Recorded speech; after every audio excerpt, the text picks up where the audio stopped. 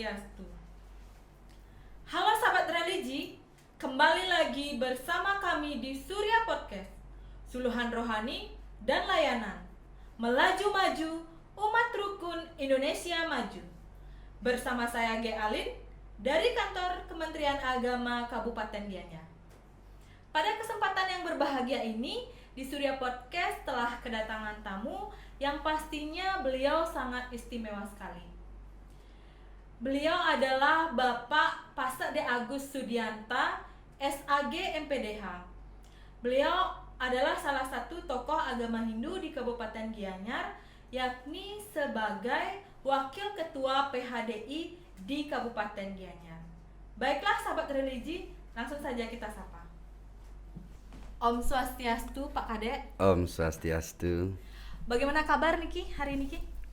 Nggih, astungkara baik. Iya. Terima kasih Pak Dek karena sudah meluangkan waktunya hadir di Surya Podcast pada kali ini, tentunya dalam keadaan sehat ya Pak Dek. Nggih, sehat semuanya. Astungkara kita selalu sehat walaupun kita dalam situasi pandemi COVID-19, dan pastinya kita selalu melakukan protokol kesehatan Pak Dek nggih. Nggih, tetap.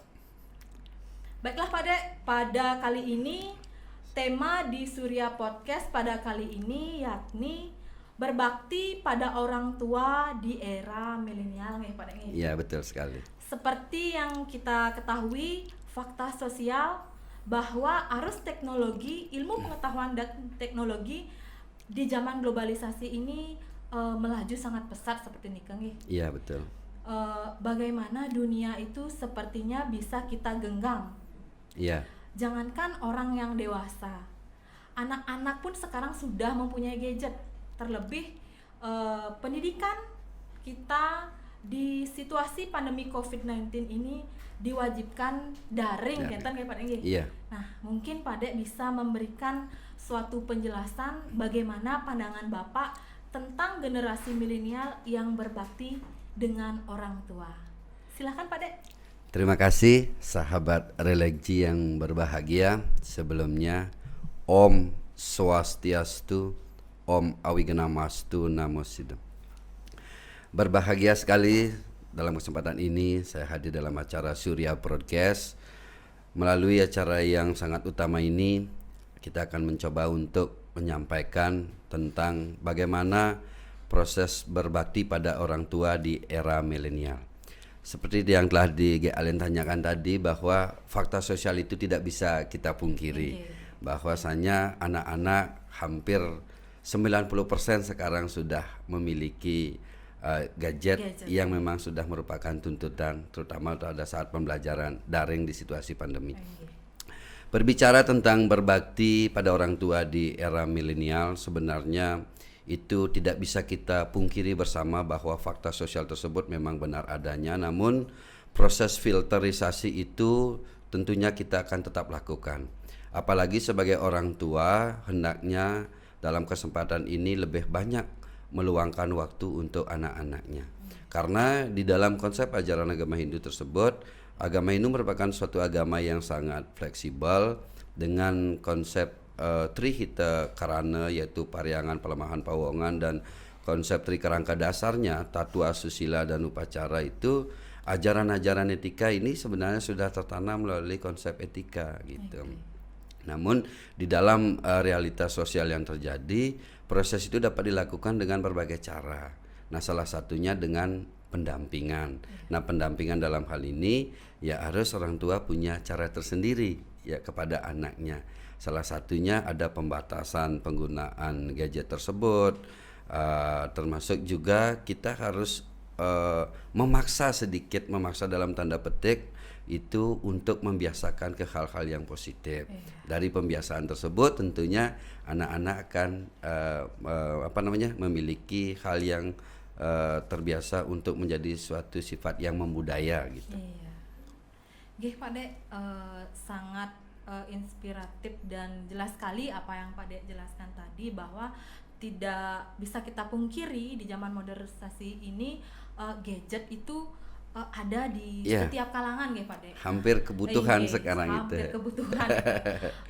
Dan salah satunya sekarang kan ada tren gitu kan pada nggih, Iya. kalau nggak bawa HP jadi kelihatan jadul gitu Iya. kan nggih pada nggih, kayak kelihatan tidak mengikuti zaman.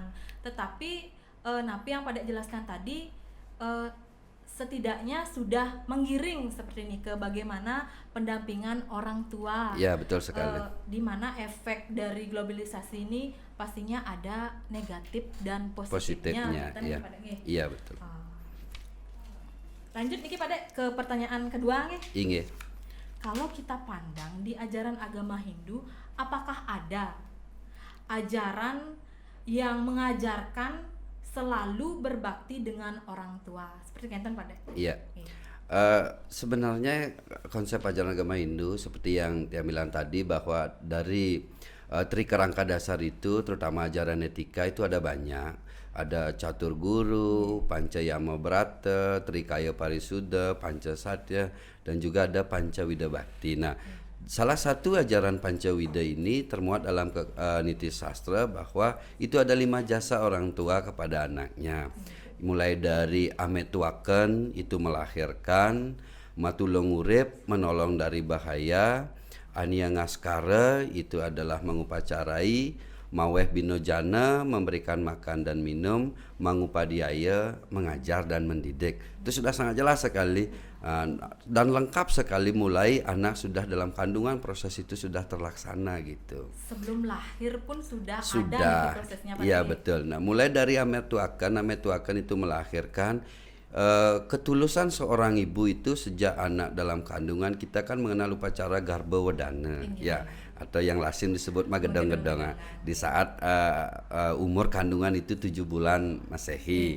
Nah, di sana ada upacaranya. Itu merupakan upacara yang pertama dan utama yang dilakukan oleh umat Hindu senusantara. Itu termaktub dalam ajaran agama Hindu. Setelah proses itu, di sana juga sudah termasuk ada pengendalian yang dilakukan oleh orang tua, khususnya ibu gitu, dan juga bapaknya. Makanya ada kesan bahwa itu tidak boleh memotong rambut, tidak boleh membangun rumah. Namun sebenarnya konsep itu hanyalah sebuah ajaran etika, walaupun kutipan sastranya tidak ada gitu. Karena orang yang sedang hamil itu dengan merujuk pada lontar tatwa ngemban wong bobot yang tidak bisa diganggu itu hanyalah pada saat makan dan juga pada saat tidur gitu. Itu tidak bisa diganggu. Kalau orang yang potong rambut, membangun rumah itu bisa itu, karena itu sebagai bentuk pengendalian diri. Artinya ketika ibu itu sedang hamil kan secara fisik itu akan berubah. Jadinya kalau laki-lakinya itu potong rambut kelihatan ganteng, itu berpengaruh kepada janin. Itu sebenarnya ajaran-ajaran etika itu sudah tertanam gitu sebenarnya sejak anak dalam kandungan. Begitu juga pada setelah anak nanti lahir, berharap dengan upacara yang tadi garba wedana itu, berharap lahir anak yang suputra, prajnan, dan juga pintar dia dan juga bijaksana gitu. Terus ada tulung urip, itu tidak ada satupun orang tua yang menginginkan anaknya itu tidak baik gitu. Makanya dia pasti ditolong dari bahaya gitu. Namun di sini konsepsi yang terpenting, yang baik belum tentu benar. Yang benar sudah pasti baik. Kadang-kala kan ada orang tua membela anaknya gitu. Ini keterkaitan dengan matulung urip, tapi padahal anaknya itu salah gitu. Kita sebagai orang tua harus bisa memberikan definisi yang jelas agar anak itu terbiasa, dia terlindungi pada hal yang salah gitu. Ini penting ini gitu. Setelah matulung urip, maweh binojana itu memberikan makan minum. Sejak pagi orang tua sudah bangun itu bekerja itu untuk kepentingan anak-anak dan cucunya nanti gitu. Dia untuk mencari kehidupannya, pekerjaannya itu untuk bisa menghidupi keluarganya. Setelah makan dan minum itu ada mengupacarai ania ngaskara seperti saya bilang tadi, mulai dalam kandungan, lahir, termasuk juga nanti potong gigi atau matata. Dan yang terakhir itu mangupadiaya, mengajar dan mendidik. Nah di sini ketika mengajar dan mendidik seperti Adik bilang tadi, pada saat pandemi kan kebanyakan orang tua yang bingung juga ikut menjadi siswa. Nah, itu anak-anak bagaimana proses pendampingan itu biar anak-anak itu bisa mengerjakan sesuai dengan tugas yang diberikan oleh sekolahnya. Kalau tidak ada pendampingan ya seperti kata tadi dampak negatifnya pasti juga akan ada di sana gitu. Makanya pembiasaan itu wajib dilakukan oleh orang tua itu sendiri gitu. Itu yang terpenting. Ternyata di dalam ajaran agama Hindu kita sudah termuat secara kompleks ngeten nggih Pak nggih. Betul yang sekali, sudah nih, ada seperti dijelaskan Pak Dek tadi seperti Pancawida Bakti, Iya, seperti betul. ke bagaimana kewajiban orang tua ngeten nggih Pak nggih. Inggih. Mungkin nanti sahabat religi bisa mendengarkan penjelasan yang Pak Dek jelaskan tadi nggih sahabat religi. Lanjut niki Pak Dek ke pertanyaan selanjutnya. Kalau tadi kan sudah dijelaskan tentang kewajiban orang tua. Iya. Niki tiang mengutip sastra agama Hindu nggih, mohon Inggih. maaf Pak Dek niki Iya. termuat dalam Manawa Dharma Sastra bab 2 sloka 145 dan 227. Nah, di mana di sana termuat menghormati bapaknya 100 kali lebih terhormat dari seorang guru. Iya. Menghormati ibunya 1000 kali lebih terhormat daripada bapaknya. Dan Sloka 227 menyebutkan menghormati ibunya 1000 kali lebih terhormat daripada bapaknya. Kesakitan dan kesulitan ibu ketika melahirkan tidak dapat dibayar walaupun dalam 100 tahun. Kenten Iya. ya Pak Dek nggih. Betul sekali itu. Menurut pandangan Pak Dek sendiri niki, bagaimana kolerasi sloka niki pada zaman milenial? Iya. Silakan Pak Dek. Terima kasih. Sebenarnya sloka-sloka seperti ini patut kita beritahu kepada anak-anak generasi kita bahwa ajaran agama Hindu sangat kaya sekali untuk proses pendidikan. Nah, seperti yang tadi bilang, di sana dalam kutipan sloka tersebut sangat luar biasa keutamaan seorang orang tua.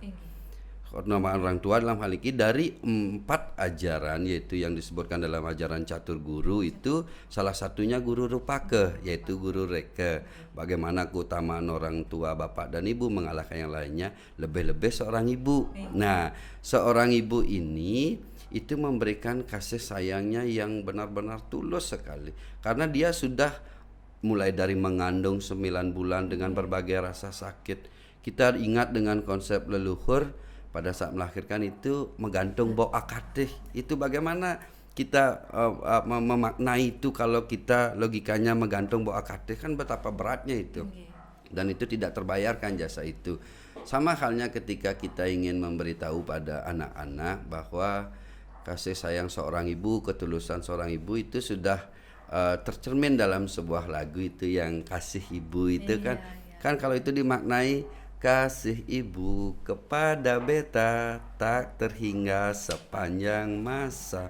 Itu luar biasa itu, sampai kita selama hidup itu kasih sayang seorang ibu itu sangat mulia sekali.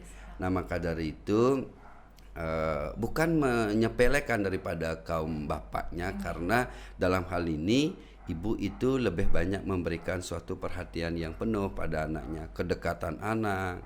Di sana ibu lebih memahami, karena ibu juga sebagai simbol daripada pertiwi, bapak akasa, pengetahuan dan juga rezeki. Nah, maka dari itu kita wajib juga sebagai anak harus menghormati orang tua. Ini yang paling penting harus kita tanamkan. Nah, kembali ke tadi itu sampai ada hari ibu, kemuliaan ibu itu sudah tertanam luar biasa gitu. Makanya kalau kita kutip pada sebuah sloka yang disebutkan dalam Bhagavad Gita itu Sarga 3 menyebutkan Nakarmanam anaramba naiskarmayam purusa snute naca samya sanadeva sidim samadiga cati. Artinya bahwa ketika kita dalam hidup tidak melakukan sesuatu, tentunya itu tidak akan pernah mencapai kesempurnaan. Kita sebagai orang tua ataupun tokoh-tokoh masyarakat wajib untuk memberikan definisi itu kepada anak-anak generasi kita, ketimbang tidak sama sekali. Namun di dalam proses transformasi ini tentunya kita punya metode strategi dengan merujuk yang tadi itu ajaran Mangupadiaya, mengajar dan mendidik. Ada kata mendidik ini yang berat. Kalau mengajar 1 tambah 1 sama dengan 2 sudah selesai. Namun mendidik ini merubah perilaku. untuk menanamkan sesuatu hal yang menjadi karakteristik anak, sehingga ketika suatu saat menemukan sampah dia akan pungut sendiri, sehabis menggunakan kamar kecil dia menyiram sendiri. Penanaman ini bagaimana caranya? Ya kita harus mulai sejak dini, mulai dari lingkungan keluarga, nanti di sekolah juga gurunya seperti itu, di masyarakat. Tentunya ketika peran bersama Niki dilaksanakan, kita bisa akan mendapatkan suatu hal yang kita harapkan. Nah, khusus pada zaman milenial seperti sekarang, tentunya kita tidak bisa pungkiri kadangkala kesibukan para orang tua, kan begitu realitanya. Bagaimana caranya untuk bisa pendampingan pada anak? Kita mau tidak mau harus meluangkan waktu dalam sehari setengah 30 menit atau 1 jam untuk bisa mendampingi anak-anak. Wajib itu, apalagi anak-anak di usia sekolah misalnya SD, SMP itu mereka sedang membutuhkan kasih sayang. Karena tidak hanya cukup pendidikan di sekolah mantan ya Pak Dek. Betul. Seperti Pak Dek tadi tegaskan, setiap dari penjelasan selalu menekankan pendampingan ya Pak Dek. Pendampingan orang tua terhadap anak ya tadi. Baiklah Pak Dek, karena tadi menjelaskan tentang pendidikan katanya Pak Dek. Di sini sedikit yang bertanya, merujuk Undang-Undang Nomor 20 Tahun 2003, di sana terdapat 3 haluan pendidikan katanya Pak Dek. Yang pertama pendidikan formal, pendidikan informal, dan pendidikan non formal. Di mana pendidikan itu dilaksanakan di sekolah, di rumah masing-masing atau dengan orang tua dan di masyarakat, kan ya Pak Dek. Kalau menurut pandangan Pak Dek sendiri Niki, dari ketiga haluan ini yang mana kiranya memiliki peran terpenting dalam menguatkan karakter anak itu sendiri? Silakan Pak Dek. Terima kasih. Memang pemerintah sudah memikirkan dari 3 jalur pendidikan yang seperti adik bilang tadi itu. Dia bilang bahwa pendidikan yang formal itu bisa dilaksanakan pada tingkat satuan pendidikan sekolah dasar, SMP, SMA, sedangkan pendidikan informal itu pada lingkungan keluarga, sedangkan non formal mungkin pada lingkungan masyarakat. Ketiga proses jalur pendidikan ini semuanya memiliki peranan tersendiri. Namun sesuai dengan pertanyaan tadi, bahwasanya yang paling utama, yang paling terpenting itu memang pendidikan informalnya. Yaitu kenapa? Karena melalui jalur pendidikan informal ini sudah memiliki intensitas waktu yang paling banyak dan lingkungan terbentuknya ada di sana. Pada lingkungan keluarga melalui jalur pendidikan informal tersebut, seperti yang Tiang bilang tadi di awal, sejak anak dalam kandungan itu proses itu transformasi itu sudah terlaksana gitu. Makanya lingkungan keluarga yang baik itu memiliki pengaruh terhadap orang yang penghuni di dalamnya, dalam artian keluarga, anak-anaknya gitu. Makanya orang tua ini harus menjadi contoh. Sebelum mengatakan sesuatu pada anak, harus orang tua itu melaksanakan terlebih dahulu gitu. Terkadang apa yang dilakukan orang tua itu secara tidak langsung anak meniru gitu, baik pasti. itu positif maupun negatif. Benar sekali itu, benar sekali. Nah, makanya di saat-saat seperti sekarang, apalagi arus modernisasi sangat cepat sekali, ketika kita salah gitu mendidik, dampaknya luar biasa nanti gitu. Makanya dalam hal ini ada kutipan sastra, ajaran-ajaran agama Hindu itu perlu kita tekankan dan laksanakan dalam kehidupan sehari-hari. Nah, dari pendidikan formal itu menunjang sekali, karena pada tatanan di tingkat satuan pendidikan sekolah itu gurunya tentunya akan memiliki metode tersendiri dengan struktur kurikulum yang jelas itu dari pemerintah, itu sudah diberikan batas-batasan. Nah, pada lingkungan informal itu di keluarga, mulai dari tata berbicara sama orang yang lebih tua, kita saat duduk ini harus perhatikan, termasuk juga pada saat makan kita harus menghadap kemana, ini penting. Mungkin ini terlupakan, padahal itu nilai esensinya kalau kita yakini dan juga kita laksanakan, itu memiliki makna tersendiri. Kita mau menghadap kemana gitu nanti, biar itu ada maknanya. Terus kaitannya juga dengan pendidikan informal itu di keluarga harus tertanam pola-pola pemikiran yang positif. Nah, pada saat pendidikan non formal ini, misalnya anak-anak diajak ikut kegiatan kursus-kursus, atau sekarang yang sedang digalakkan sama pemerintah kita itu kan ada pesraman di tiap desa adat, itu anak-anak dilibatkan di sana. Seperti itu kan di sana terjadi pembentukan karakteristik dan mental anak seperti yoga asana, maja jahitan, sourcing bahasa, geguritan, termasuk juga tabuh, tari. Itu akan memberikan suatu penguatan juga pada diri anak dalam usaha untuk menanamkan nilai-nilai pendidikan karakter gitu. Baiklah Pak Dek, sangat jelas sekali apa yang Pak Dek jelaskan tadi. Nggih, semoga sahabat religi dapat mendengarkan dimanapun berada. Nah, niki malih sedikit nih ke Pak Dek. Mungkin Pak Dek bisa memberikan penguatan kepada sahabat religi dimanapun berada tentang tema kita pada hari ini, yakni berbakti kepada orang tua, begitu pula anak, bagaimana kewajiban orang tua, dan anak bagaimana kewajiban dengan orang tuanya. Silakan Pak Dek. Terima kasih.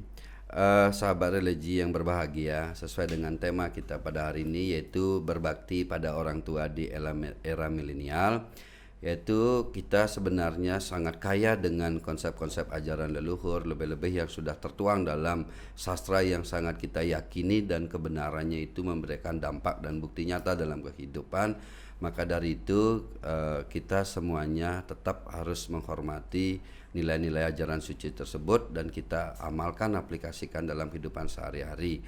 Salah satu contohnya yang termuat dalam ajaran Pancawida Bakti itu, yaitu ada 5 jasa pada orang tuanya yang harus dipahami betul oleh generasi kita, sehingga anak itu tidak menjadi arogan dan juga alpaka terhadap gurunya. Dan lebih-lebih ketika anak mampu memahami kelima jasa tersebut, anak-anak dapat menunjukkan rasa baktinya kepada orang tua. Ketika anak itu mampu menunjukkan rasa baktinya, dia sendiri akan mendapatkan pahalanya yang disebut dengan yuse, yase, bala, dan kirti, panjang umur, kekuatan lahir batin, kemasyuran, dan juga ketentraman menyelimuti dirinya. Dengan harapan nanti anak-anak kita akan menjadi anak-anak yang pradnyan dan purusa utama. Selain pintar, juga bijaksana. Itu yang harapan kita kepada generasi selanjutnya gitu. Baiklah Pak Dek, terima kasih atas penjelasan yang sangat jelas dan inspiratif sekali bagi sahabat religi dimanapun berada. Mungkin perbincangan pada pagi kali ini kita cukupkan Pak Dek, karena waktu juga sudah menunjukkan. Lain kali mungkin kita dapat berbincang-bincang lagi, tentunya tetap di Surya Podcast di Kantor Agama Kabupaten Gianyar. Sukses Pak Dek. Sukses, sama-sama. Baiklah sahabat religi, demikian tadi perbincangan kita bersama Bapak Pasak D. Agus Sudianta SAG MPDH, yakni selaku tokoh agama di Kabupaten Gianyar. Beliau selaku Wakil Ketua PHDI di Kabupaten Gianyar. Apabila ada salah kata, kami mohon maaf, dan kami tutup dengan Parama Santi. Om Santi Santi Santi Om.